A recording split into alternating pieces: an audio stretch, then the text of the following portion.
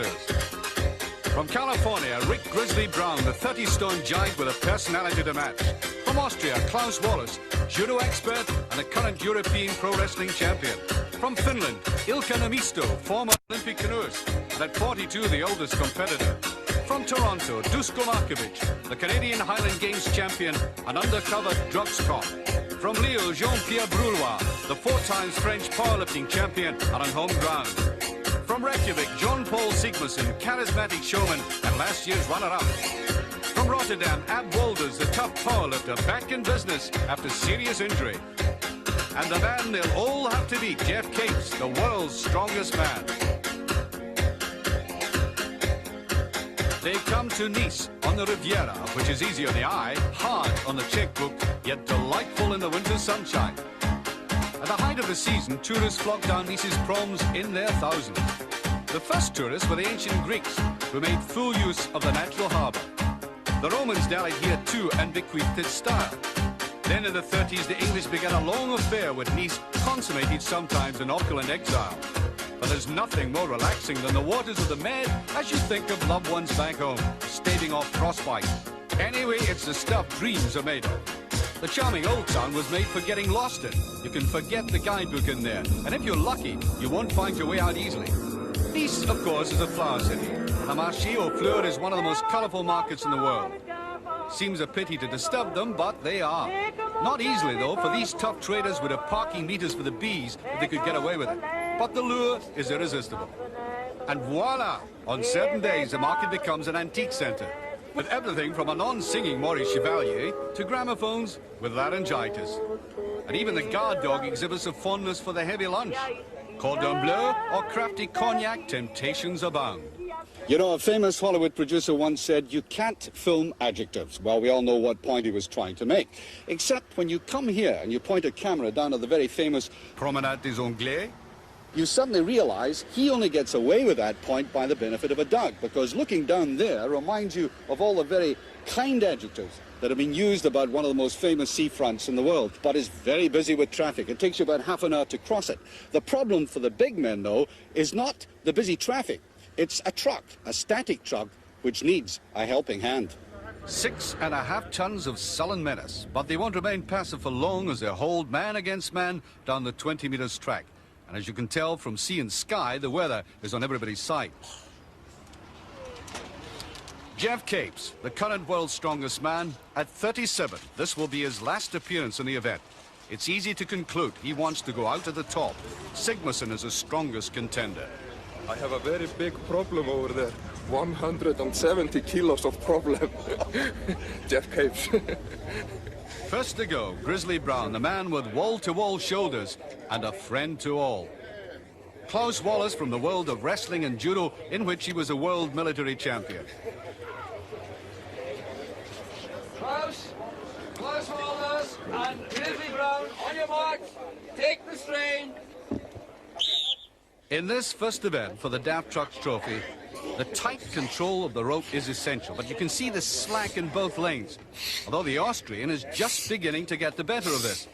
This is probably faster than anybody really expected, and both of them enjoying the benefits of great arm strength. And the trucks are unused to travelling this fast on the fronts at Nice anyway. But the Austrian the winner by almost 6 seconds. And perhaps a little premature to start yodeling yet.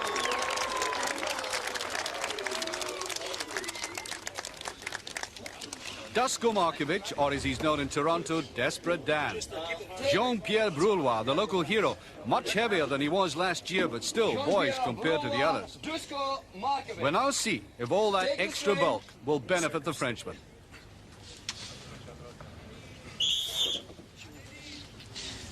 He has, of course, the bulk of the support. And indeed, it's the Frenchman who's edging ahead. The truck on the seaward side doesn't seem quite as frisky.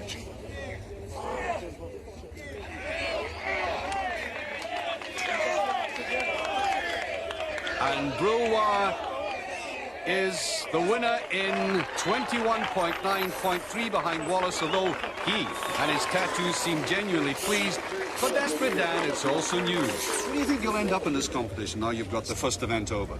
I'd like to make it in the top 5. Just like anybody else, I'd like to win it. But as I said, these people have a lot more experience, and you get guys like Geoff Capes, Jon Pall Sigmarsson. I mean, you know, they're animals, so they really are. Ilkka Nummisto and Jón Pall Sigmarsson, to your marks. Take the strain. Now, I wouldn't call Sigmarsson an animal without a getaway helicopter parked at my elbow. Mark you, the 42-year-old Finn is really pushing him surprisingly close. There's only the thickness of a tread in it. But it's Sigmarsson's by 0.3 of a second, the fastest time so far. And already the oldest man has impressed. And what do you think of it so far, Jón Pall?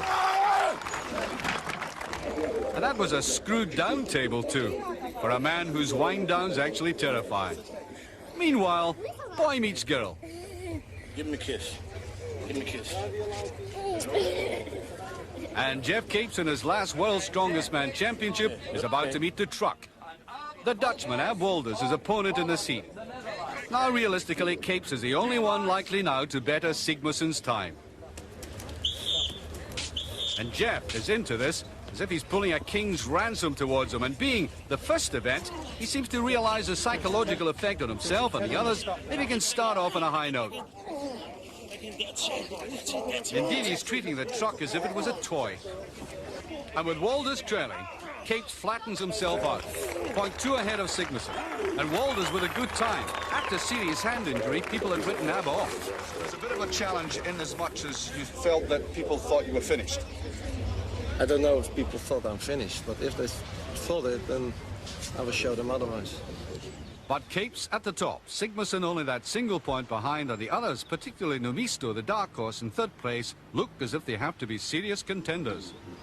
Well, I'm sure most of us have taken part in a sack race at some stage in their life, but not a sack race like this one here. Look at this harness, which looks like a giant's girdle, stout piece of rope, and in the sack, 32 stones of wet sand, all adding up to an event like this. And this event starts as a pain in the neck, with a sack of sand making an unlikely scarf round the competitors.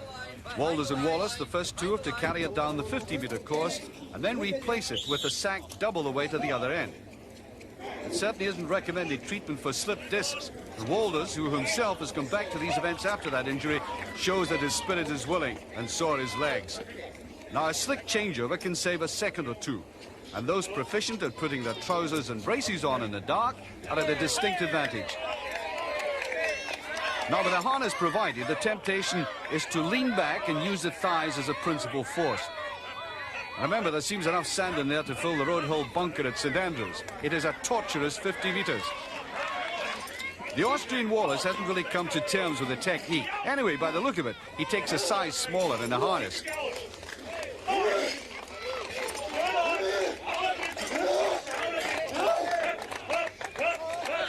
Inelegant, but survivable. Well, this is where the coaches begin to pay their way.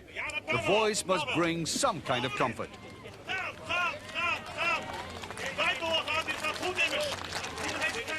Klaus Wallas looks as if an invisible force is pushing him the wrong way.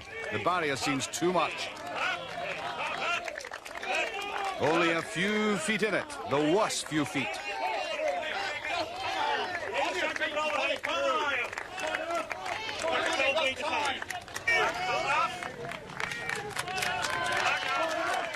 The whole sack, of course, has to cross the line.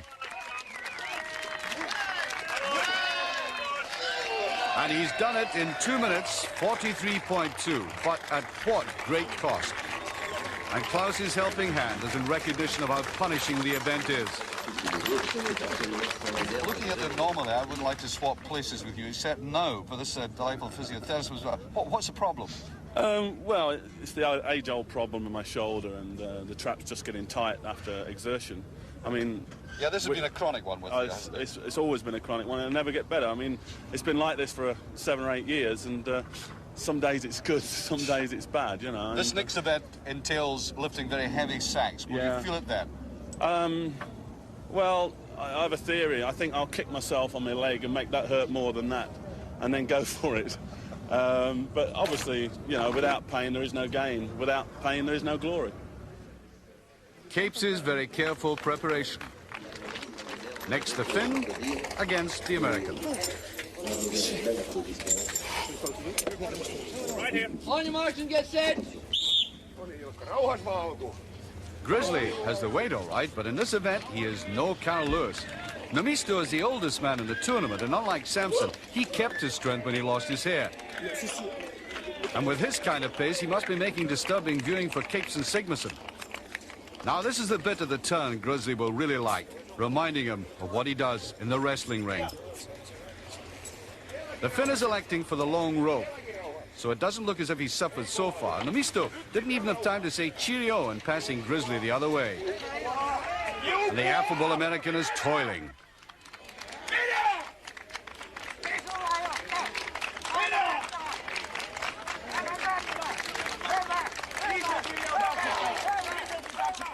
Nummisto's coach senses a very good time as he belts it out and finish. And with the crowd sharing the support for him, if he can drag himself in quickly, he'll end up with a splendid time. Which he does in 1 minute 39.6, which puts him well in the lead. Grizzly alone, if you don't count sympathy coming from all sides.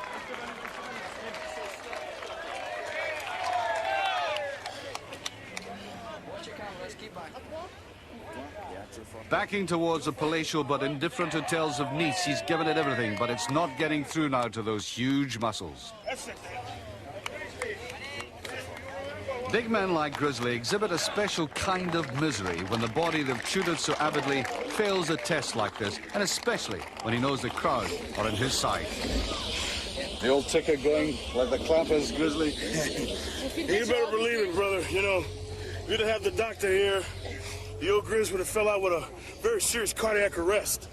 And out there, they're catching fish in a view of men almost going over the top. Geoff Capes, this first section will be to his advantage. And Brulois will have to try and match Geoff's great speed over the ground. The young Frenchman is being left behind by an exhilarating surge by Capes. Surprisingly, though, Brulois picked up near the end, and they're about all square at the turn.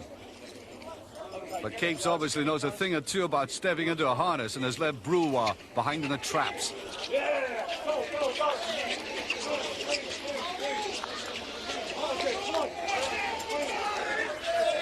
Well, at this stage, Capes looks fairly comfortable. He's practiced hard at this event, and it looks as if it's paying off for him now. He's also smooth. Oh, he didn't want that part touching the ground. And Mark Higgins, his coach, knows just how much to scream at him.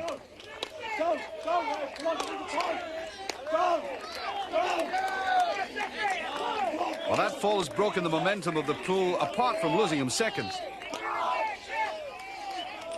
Well, that unfortunately stems from even Capes getting tired. But he's done it in a very impressive 1 minute 15.8, although his huge frame has suffered.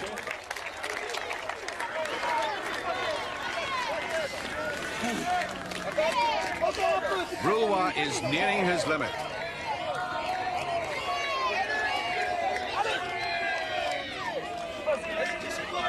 But he does know when enough is enough, and a sprightly-looking Sigmarsson in the background acknowledges his efforts. How did you feel before the event when you saw all the agony around you with all the other competitors?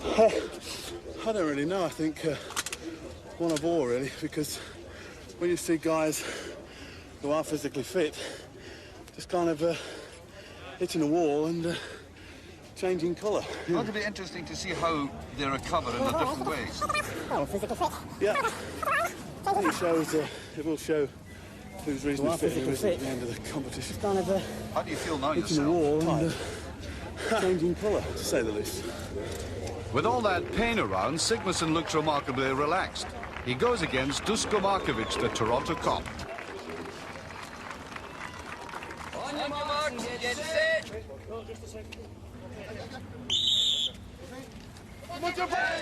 On speed, nothing much to choose at the moment. Sigmarsson's first to the turn, though, and quicker with the harness.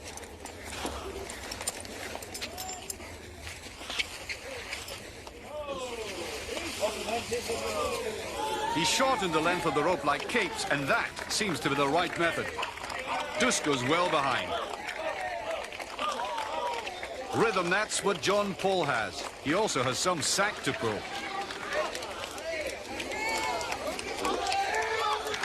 Signs of a tired man there. It's very quick, even though there are more than traces of a struggle now in Sigmarsson. But he's over in an astonishing 1 minute 6.4 and grateful for the lie down. Only a couple of yards to go for Markovic.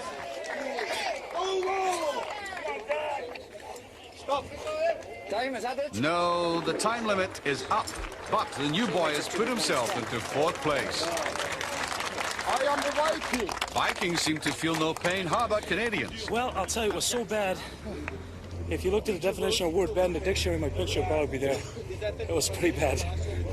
Sigmarsson's event all right. Good control, fine attack. Capes not all that far behind. And the growing champion of the middle-aged Nummisto belying his age. Overall scorecard after 2 events, Capes and Sigmarsson neck and neck with 15 apiece, followed by Nummisto, worrying the big 2. Well, the next event is a very classic and ancient test of strength. The lifting of very heavy stones. In this particular instance, taking this stone and putting it into that barrel. There are 5 barrels in all. An expert in it is referee David Webster. This is a very ancient practice, David. Yes, going back to the Middle Ages, when it was a test of manhood to put a big boulder like this, slightly smaller of course, onto a wall at waist height. So this duplicates that feat exactly. Do you often get 5 stones put in the barrels? Never. Never has been done in a competition. One competitor only has lifted this big stone before. And this is the man who did it, Jón Pall Sigmarsson. Now we've moved inland a little to the pleasant Parc d'Albert. The stones have come by road 2,000 miles from Scotland. They're called the McGlashan stones. Of Austria, on your mark and get set. The current European wrestling champion Klaus Wallas is off with the first stone weighing 95 kilos or 209 pounds. Not much strain there, but Jon Pall will tell you this event has special problems. The grip on the stones, and also you have to be very careful about your hamstrings, your legs, because you stretch the hamstrings a lot when you try to pick up the stones. The third stone, 221 pounds. Saying it in kilos, 120. Doesn't make it any easier. But he doesn't look especially racked putting that in. Now the fourth, 130 kilos. He doesn't much like his belt now. Well, fortunately, nothing has fallen down. On he goes. He's done it.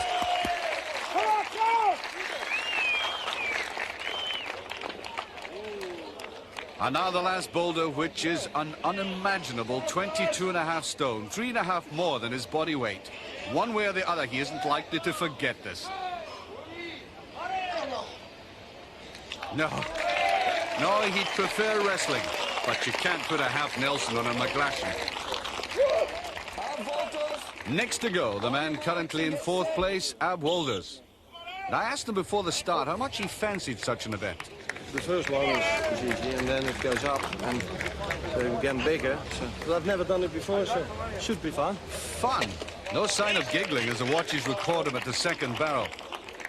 Now for the third one, 120 kilos. He's well ahead of Wallas' time at this point.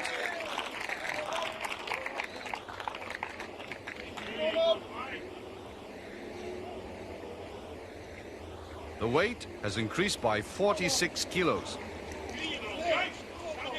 And he knows it. And more than half a minute up at the same point. Well, Wolders is a nightclub bouncer, and he's done enough to convince me I wouldn't gate crash one of his parties. But this is the real test. No, it's a wise man who knows when to let a stone gather moss.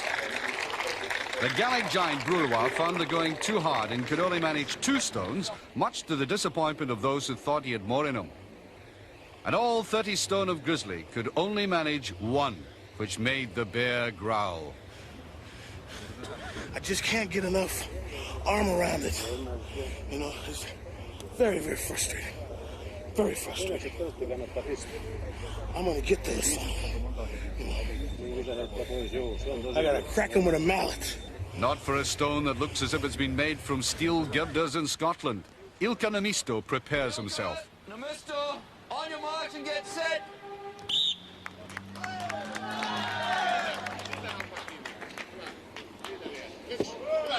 Let's remind ourselves again that Nummisto, making it look easy, should, at his age, be home lifting a gardening trowel. On the other hand, doing it like that wins you lots of friends.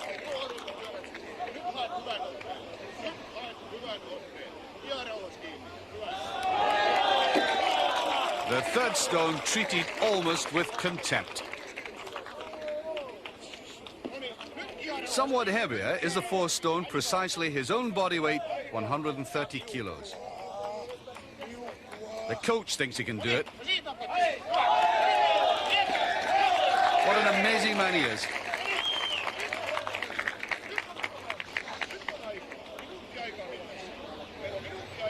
Now remember, in contemplating the final one, Jón Páll alone has managed this 140 kilos of dumb resistance.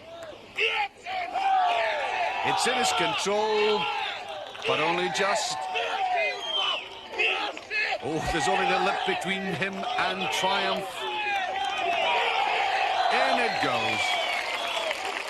The McGlashan stones have been well and truly conquered by a man who might well have gone to pasture by now.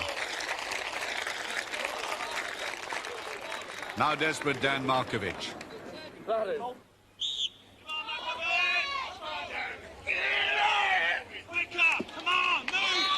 He's not messing about, obviously thinking speed is a virtue.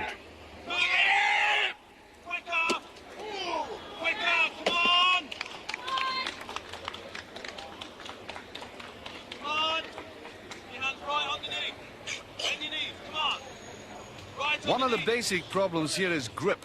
The very smoothness is a handicap. Well, Capes seems to be lifting with them.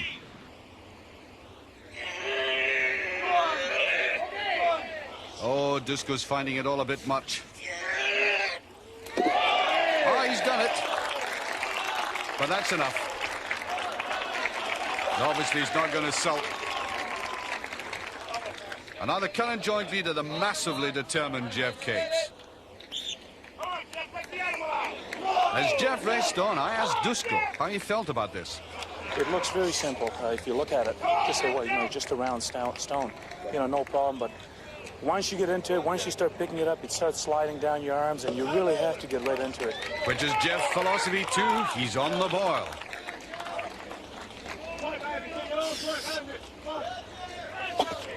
At this point, he's the fastest so far. Now, the agonizing challenge he's always failed. Stone 5. He can't give any more than this. It might be his last chance ever at it. Super. That will give him as much satisfaction as anything he's achieved so far. He's in the lead. I'm doing it. I'm very pleased to do all 5 because I've not done it before.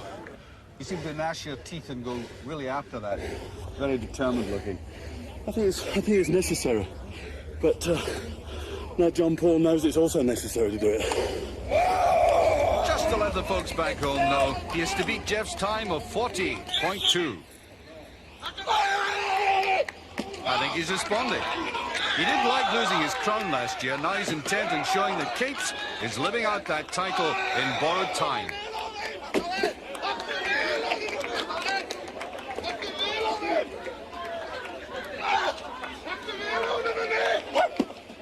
He certainly started fast, but all the competitors slow down approaching that last stone.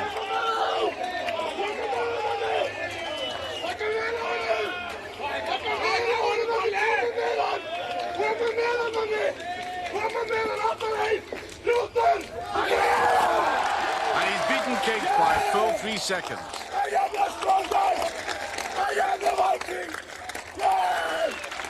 modest Icelander has taken the event by storm. 3 lifted 5 stones. Nummisto is impressing even the most experienced. And Sigmarsson is back to being a favourite for the title. What about all the shouting and roaring at the people around? What does that do for you? I have to psych myself, you know, I have to psych myself up before the competition because, you know, Geoff Capes, he did a very good time, and the Finnish guy, he is very, very strong.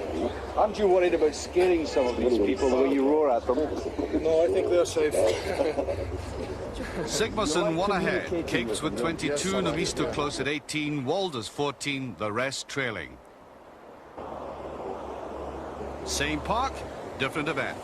These cars are about to get worse treatment than in the Parisian rush hour. They're to be overturned, and it's a big man who'll be in top gear. But Nummisto is making one of the saddest sights in sport, halted in his tracks by an injury in practice. The torn bicep muscle will handicap him. Meanwhile, French kids are becoming honorary Toronto police. You're a policewoman for a day now. There you go. It's always nice for the kids, you know, you got to get a chewing section somehow.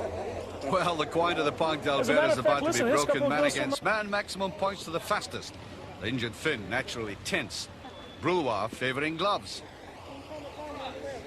On your mark and get set.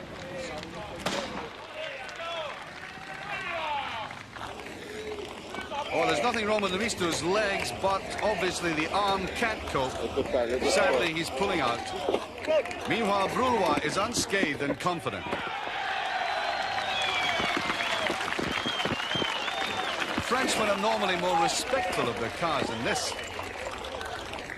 The last car, and Brulois is now in the mood. It's now all in a quick sprint. The time 32.6.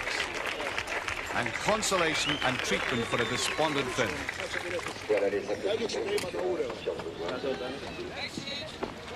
Wallas of Austria, Jón Pall Sigmarsson of Iceland. On your mark to get set. Not an event that would likely give Jón Pall many qualms. Oops! That cannot be for the knacker's yard after that. Well, Jón Pall might have hurt his leg, but it doesn't show. Well, he really can't get enough of this challenge. You obviously don't need jacks in Iceland. Oh, it's very fast. 22.2. Wallas with a third. Oh, I think he's forgotten there's a finishing line to this. And Capes must appreciate the legwork of Iceland's now most famous panel beater. Icelandic blood, Viking blood. Well, it's going to be a very fast event, so losing 2 or 3 seconds is vital. Yeah, Geoff will be very fast. And Ab Wolders too, he is one of the fastest in the world. Dusko, the tough man with a soft heart. Wolders, for whom Sigmarsson has a high regard. On your mark and get set. Difficult to say who touched first there. Certainly the Dutchman's car is off first. Jón Pall obviously knows his stuff about this man, who clearly has no love for French cars, which are proving stubborn for Dusko. This is very fast indeed. 18.1, and it puts him in the lead. But Dusko could beat Brulois for 4th place. Yes, 24.6. Now this is unexpected. Wolders has hurt himself, and the injury count in this event is mounting. Grizzly lifting no problem. Running's another matter. And you can bet Capes isn't going to handle the cars the way he does his budgies. On your mark and get set. Told you so. He's after Wolders in a big way. Believe you me, that car is no toy.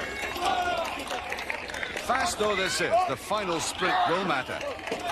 He's lost none of his well-known speed. He's beaten Wolders, but by less than 1 second. Back down the course, Grizzly's in trouble. He seemed to slip and crack his head against the first car. The grass has proved greasy, and not many things put this man on his back. Looks to me now, on the grass, a fairly dangerous event. No, it's not dangerous. It's like everything else. When you get involved in something like this, no matter what sport it is, you know the injury factor, You know, there's no problems. It's like skiing, it's like football, it's like motor racing. Don't get involved if you don't want to get hurt. Grizzly's been shaken. Now they know it wasn't as simple as it looked. I guess people are starting to realize how tough this stuff is. Capes first, Wolders second, Jon Pall third, Markovic fourth, Brulois fifth. An event which certainly took its toll of the competitors, but Capes needed the points. And moving into the evening event, he's chalked up his second win and moved into a 1-point lead away from Jón Pall, both drawing away from Wolders. You don't need to be a connoisseur to appreciate that champagne gives you pleasure before it gives you pain. Except here, in these beautiful gardens in the middle of Nice, where the competitors are about to face up to the most painful event, the crucifix. It really is agonizing as they hold these two huge bottles of champagne out at shoulder level. Now, these bottles are bigger than Jeroboam's. They're called Methuselah's, and that is appropriate because in holding them out for perhaps over a minute, the competitors are certainly going to age a lot. For this event, we're in the beautiful Espace Messina, right in the heart of Nice. Well, that was an unfortunate accident you had this afternoon, Grizzly. Has it demoralized you slightly? Well, Archie, I'd be lying if I said it didn't take some wind out of my sails this afternoon. But nothing that a good nap and a prayer to God can help me. It'll help me this evening, is what I want to say. Do you think your back will affect you tonight? I'm not going to let it affect me tonight. I'm going at it full bore. Ab Wolders first to go. He has a torn hamstring, but now it's the arms and shoulders which matter. The bottles, remember, weigh 27 pounds each. Well, the referee seems unhappy with the position of Ab's right hand. It appears to be swinging round to the front.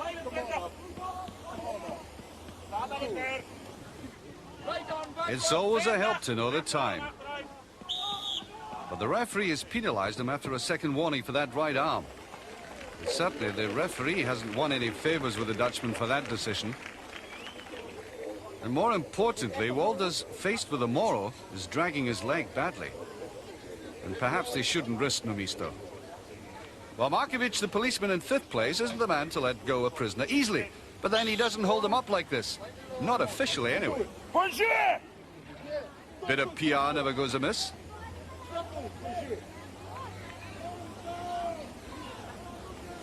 Bonjour! A Yugoslavian naturalized Canadian and speaking fluent French. He's appealing to everybody. Bonjour! Well, there is a reaction. Give it a time! Disguising pain isn't all that easy. Referee telling him to keep the arms back. That's it, though. He also infringed the rules by bringing his arm forward, but it's a good time, just a fraction over 1 minute. But Nummisto could only manage 12.7, and Klaus Wallas, the Austrian, found that this event was not to his liking and could only register 18 seconds. Capes is never without support, and he'll need it in an event he positively loathes. Okay, Dick, looking good. Squeeze the triceps. 5 seconds. Squeeze the triceps, Jeff. Come on. Breathe and squeeze the triceps. Breathe and squeeze. Mark Higgins has stayed close to Capes throughout. His presence is badly needed here. Capes, who has a chronic shoulder weakness, is hating champagne by the second. That tremor is a bad sign.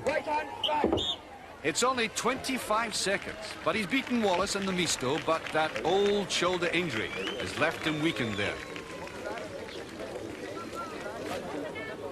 And into the spotlight, the man who loves it. Except you don't need to be a masochist to build up for this. It's simply Jón Páll's way.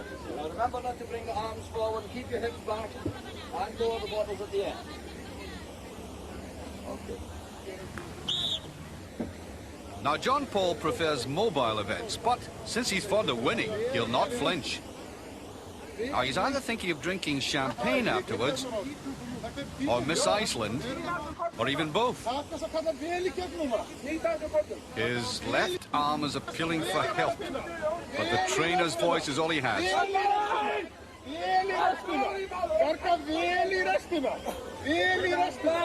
Well, that's a human side of him. He does suffer like the rest. The argument is between mind and body.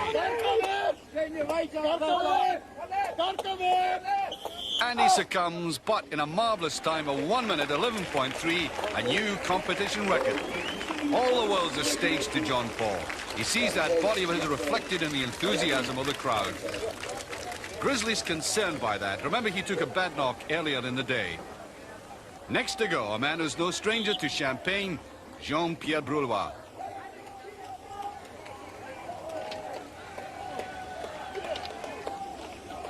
Jean-Pierre competed in this competition for the first time last year, when he found himself right out of his depth. This year, he's certainly tougher. Kind words from Wolders, endurance by Brulois. But he's with Brulois, not really against him. And the Frenchman is surprising everybody. But he's gone. The time 1 minute 11.1, a mere 0.2 of a second less than Sigmarsson. The French are delighted.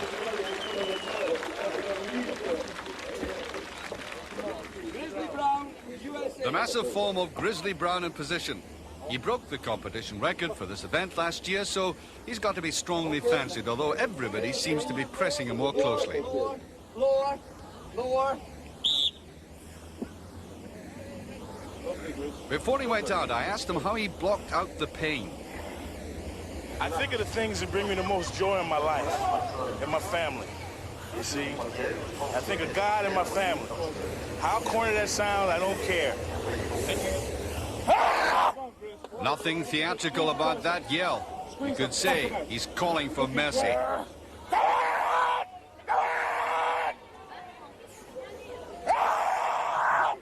Now's the time to prove his great store of dogged courage.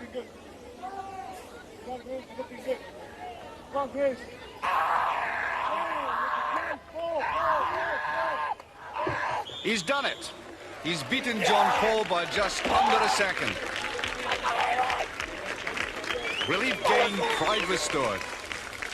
Give me the time right now! I suspect they'll give him the answer quickly. Sharing and caring, it's just part of the brotherhood.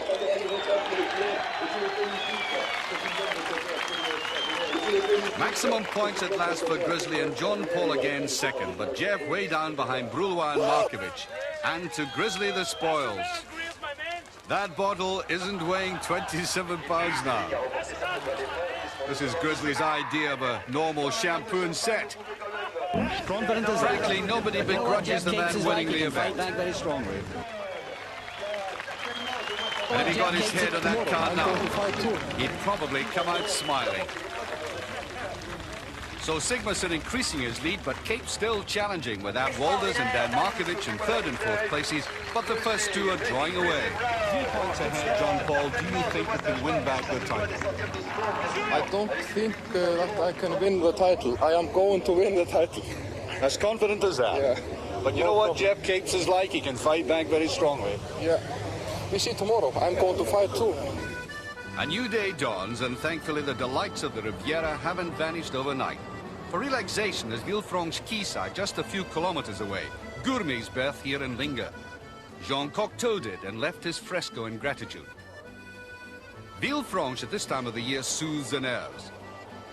And over there on the peninsula of Cap Ferrat, there are some of the world's strongest safes. Many distinguished writers and artists have set up home there, as well as the exiles from showbiz. Splendid mansions vie with each other for views of the harbour of Saint-Jean, which moors only the elite sea traffic. There's a fortune in boats here. But you know, if you can afford a seafront like this, you can afford anything. It's the third and last day. It's 8:30 in the morning, and as Nice Harbour down there delightfully wakens up, I can assure you the competitors are fully awake. Some of them have been for the last couple of hours, because they are aware of a very tough and agonising day in front of them. Now there are three events today, and a very interesting first event. Notice the boats down there, the yachts, some of them very lovely indeed with ropes, but the rope that we have in mind, you couldn't tie a reef knot with. Well, hardly, because this is a tug-of-war, and it's obviously very hard in the arms. And I asked the competition doctor if Ilkka Nummisto could possibly carry on. No, I think it's better I stop today. His arm is very bad, but it don't want. And that's cruel on the Finn, who earlier showed such promise. And Wolders also had to withdraw, and we joined it with Grizzly against Jón Páll. Now, if Grizzly can beat Jón Páll, it would help Geoff's cause in closing that 3-point difference. And Grizzly, you would think, his huge weight must be an advantage. Take the strain.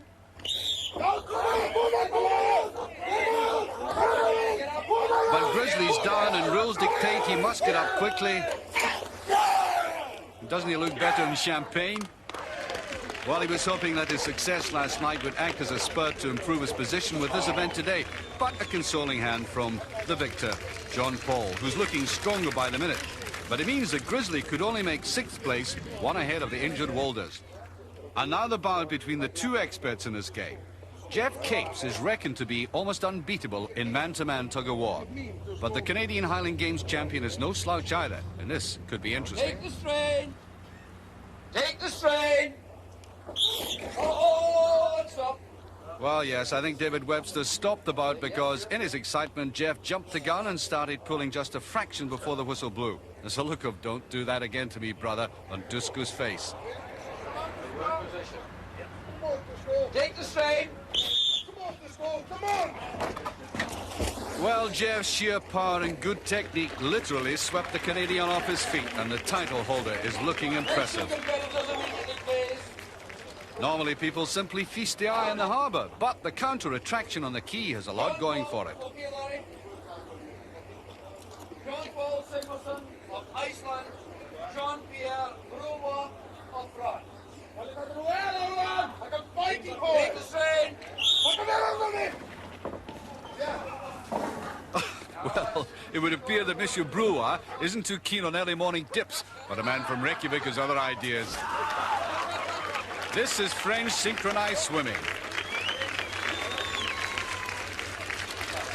Well, going in has saved him penalty points.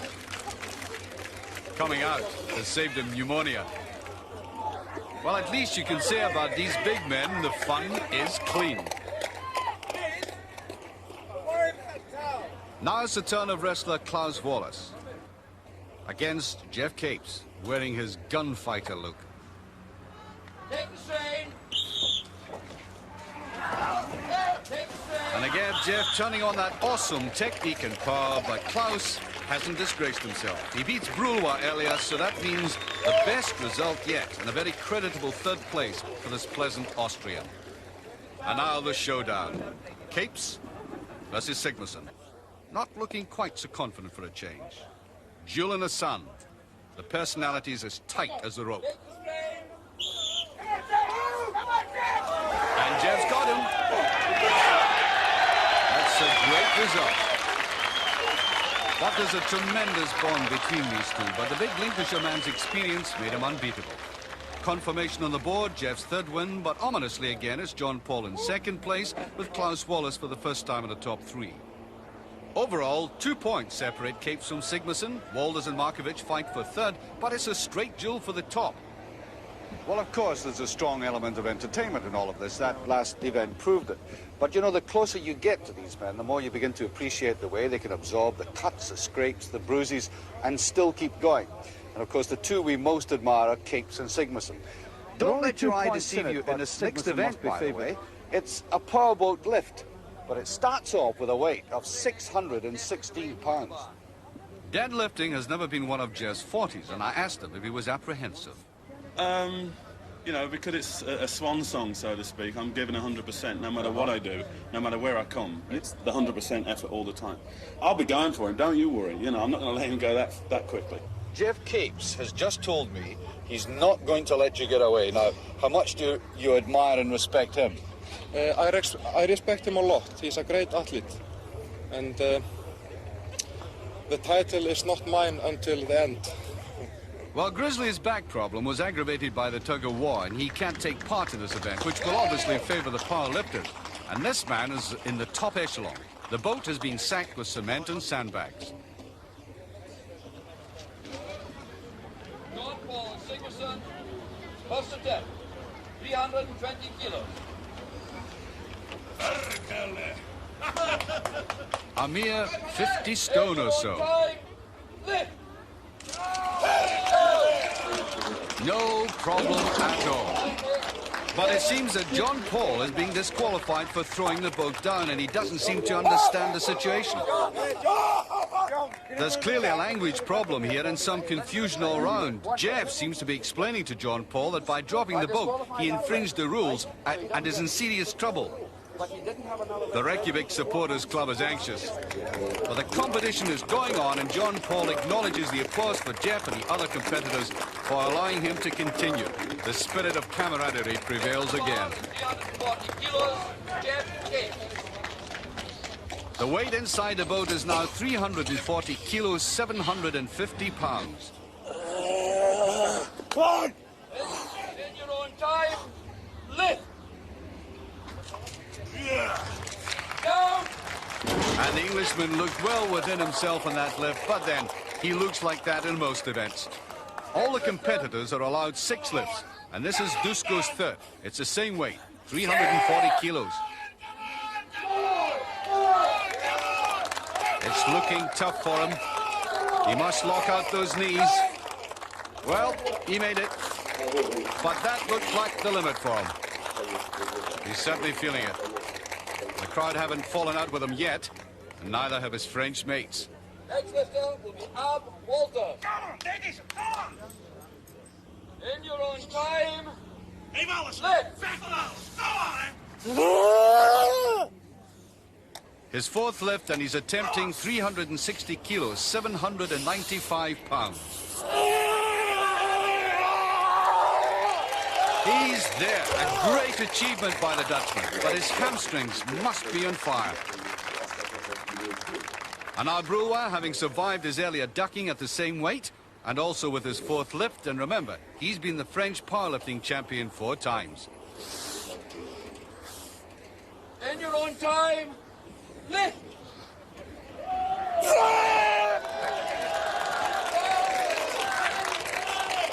A very controlled lift, and he's certainly taking no chances with the referee, and that's a good lift by the Frenchman. And now Capes with his fourth lift. The weight is 380 kilos, 59.5 stone. Lift!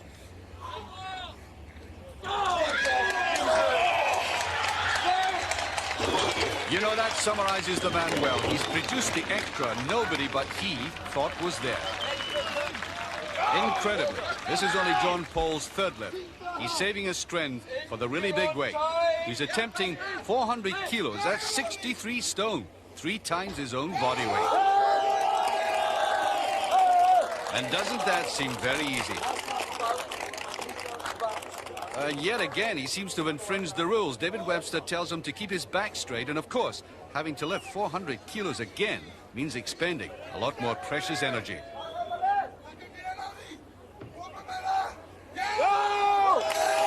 Yes, he's there. And he looks like he could even lift the QE too. He is, after all, an entertainer, so he mustn't forget his public. Now then, can Capes possibly stay with him? As I said, he's not known as a lifter. But he's already achieved more than he's done before. A personal best. For lack of technique, substitute willpower. The weight, 420 kilos, 925 pounds, 66 stone.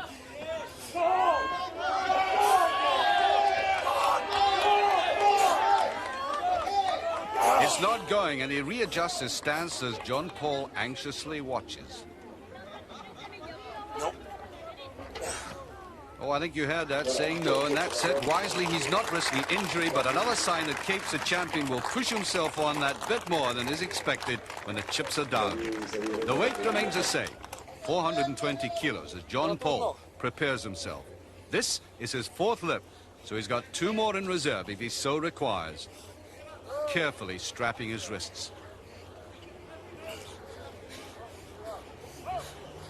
In your own time, lift! I wonder if he's in trouble.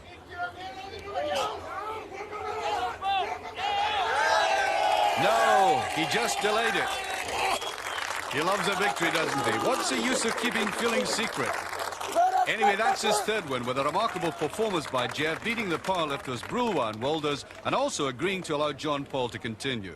That's now put Sigmarsson 3 points ahead with only one event to go. And although Geoff will fight to retain his title, Sigmarsson seems to get stronger and stronger.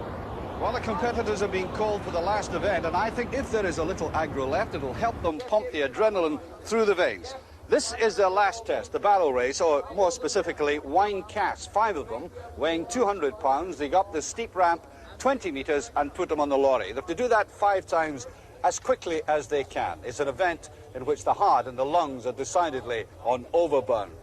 We've moved along the quayside for an event which has also been hit by injury, and Klaus Wallas has had to pull out. Markovic against Wolders. The Dutchman's left leg is merely keeping him company, nothing more, but it's heavily strapped. He's still suffering pain. Markovic is handling the 90 kilos barrel as if it was a 90 kilos barrel. The shape defies a clean hold. Well, the French lesson is understandably brief. You'd also have told them the words for agony, pain, exhaustion, and get me out of this. Come on, bonjour!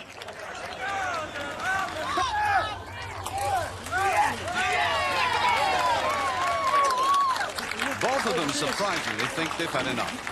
Especially Wolders, who'll have to do his nightclub bouncing from a wheelchair for the next month. But Markovic is going to go on, even though the referee has warned Wolders that he'll get no points if he doesn't complete another lift. The Canadian is about to go with 310 kilos.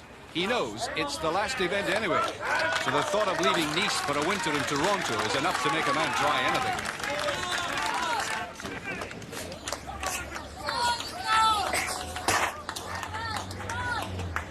The event doesn't allow for a tea break, though.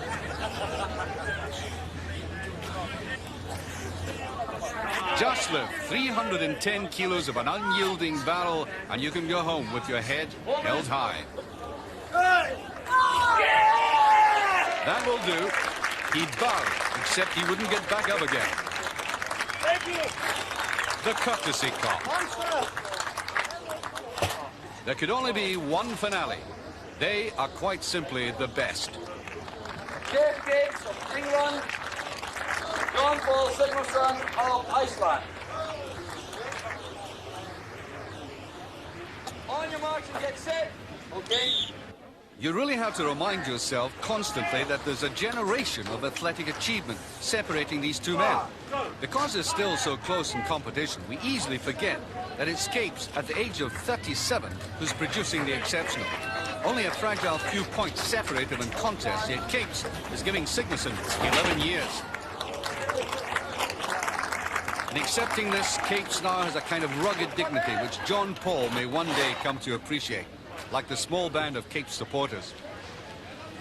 Sigmarsson with a second barrel of 90 kilos is about to draw away.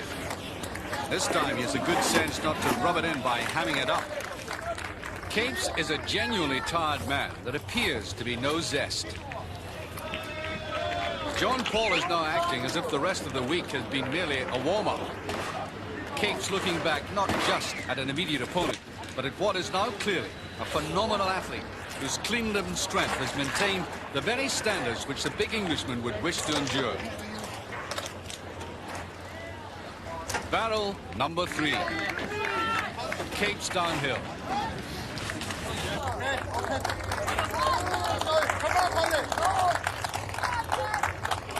The length of the course is developing between them, and perhaps Geoff, with his third barrel and still holding on, feels Sigmarsson might make some foolish mistake. It's now the only way the Icelander will go under. But Capes is now beginning to look as if this is his last barrel.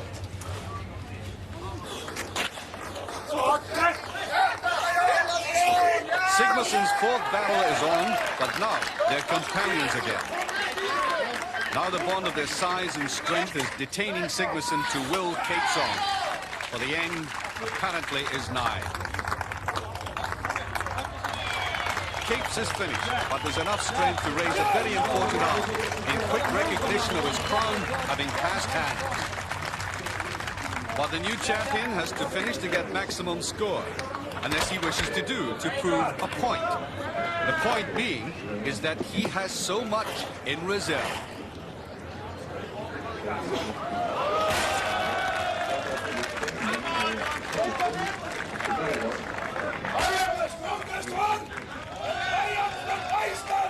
His final tactics coming straight from John Wayne at the Alamo.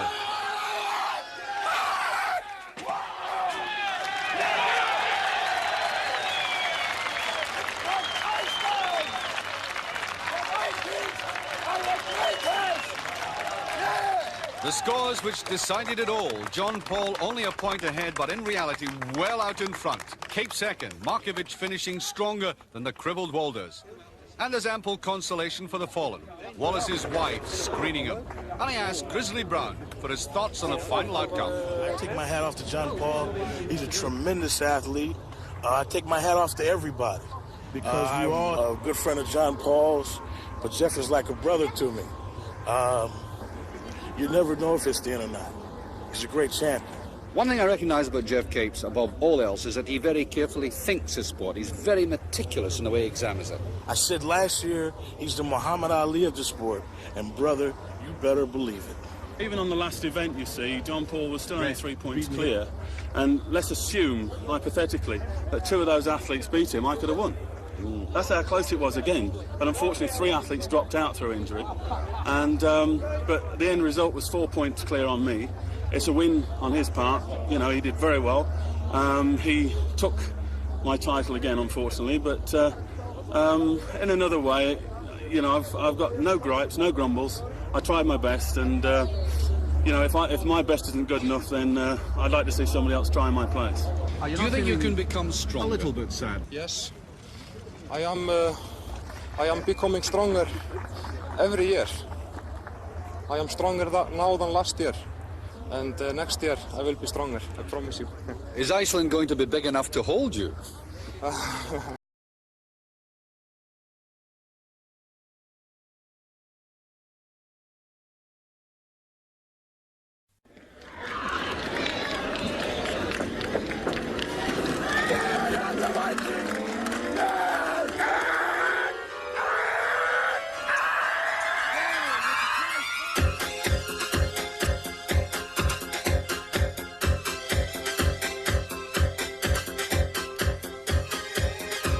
Competitors.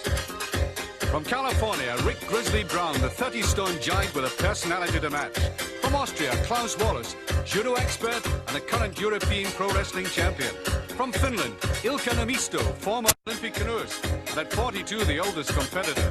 From Toronto, Dusko Markovic, the Canadian Highland Games champion and undercover drugs cop. From Lille, Jean-Pierre Brulois, the 4 times French powerlifting champion and on home ground. From Reykjavik, Jon Pall Sigmarsson, charismatic showman and last year's runner-up. From Rotterdam, Wolders, the tough powerlifter, back in business after serious injury. And the man they'll all have to beat, Geoff Capes, the world's strongest man. They come to Nice on the Riviera, which is easy on the eye, hard on the checkbook, yet delightful in the winter sunshine. At the height of the season, tourists flock down Nice's proms in their thousands. The first tourists were the ancient Greeks, who made full use of the natural harbour. The Romans dallied here too and bequeathed its style. Then in the 30s, the English began a long affair with Nice, consummated sometimes in opulent exile. But there's nothing more relaxing than the waters of the Med as you think of loved ones back home, staving off frostbite. Anyway, it's the stuff dreams are made of. The charming old town was made for getting lost in. You can forget the guidebook in there, and if you're lucky, you won't find your way out easily. Nice, of course, is a flower city. The Marché aux Fleurs is one of the most colourful markets in the world. Seems a pity to disturb them, but they are. Not easily, though, for these tough traders would have parked